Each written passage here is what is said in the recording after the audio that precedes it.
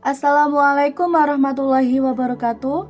Perkenalkan, kami dari kelompok 10 yang beranggotakan saya sendiri Putri Dilasari dan dua rekan saya Al-Habib Ramadhani dan Fitria Nurikmah.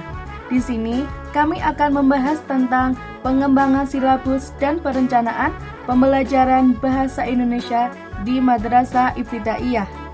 Yang pertama adalah pengembangan silabus.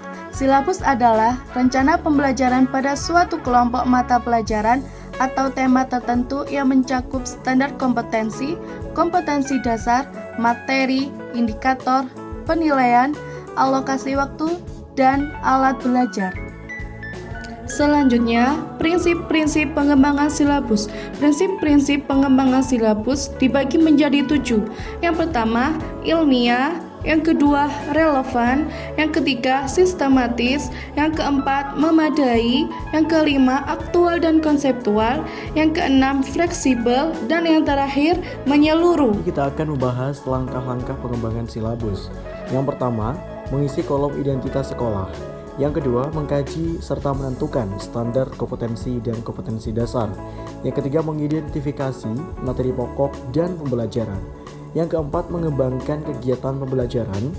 Kemudian yang kelima, merumuskan indikator pencapaian kompetensi. Yang keenam, menentukan jenis penilaian. Yang ketujuh, menentukan jenis alokasi waktu. Dan yang terakhir, yang kedelapan, menentukan sumber belajar. Yaitu pengembangan RPP.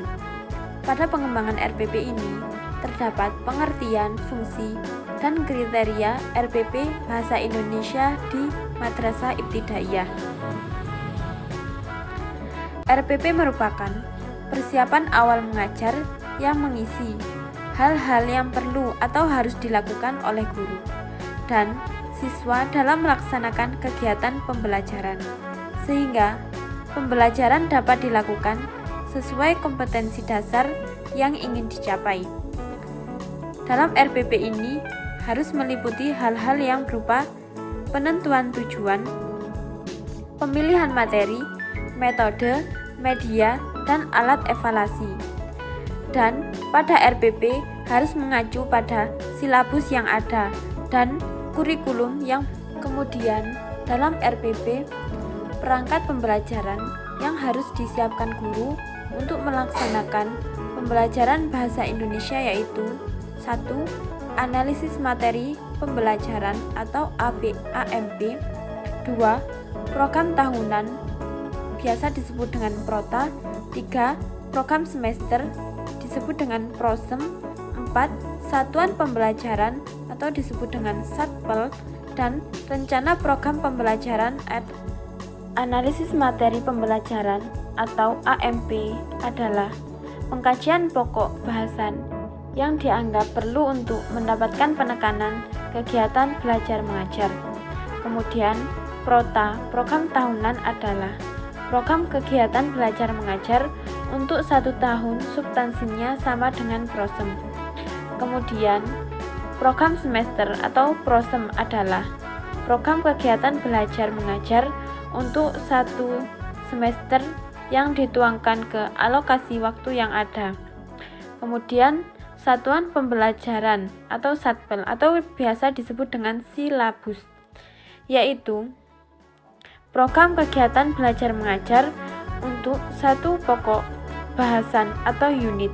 Kemudian RPP atau rencana program pembelajaran, yaitu penjabaran dari 1 pelajaran, rencana penyajian materi program satuan pelajaran dapat diuraikan menjadi beberapa rencana pelajaran.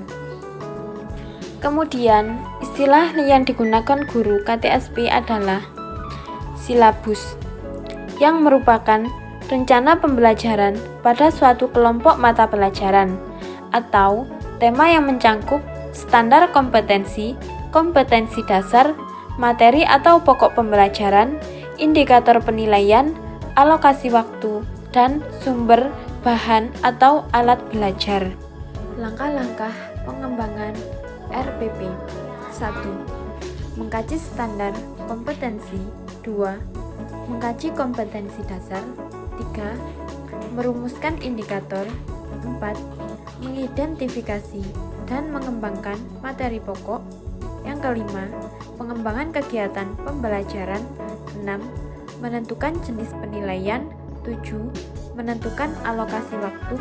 Dan yang terakhir adalah menentukan sumber. Kemudian komponen RPP juga panduan pelaksanaan Bahasa Indonesia di MI dalam pelaksanaannya. Seperti apa sih? Nah, pembelajaran diperlukan sebuah RPP atau rencana pembelajaran yang membuat beberapa komponen, yaitu identitas mata pelajaran, standar kompetensi, kompetensi dasar, indikator, tujuan pembelajaran, materi pembelajaran, sumber atau media pembelajaran, metode atau teknik pembelajaran, penilaian atau instrumen assessment, kunci atau rambu-rambu jawaban, atau rubrik yang diperlukan.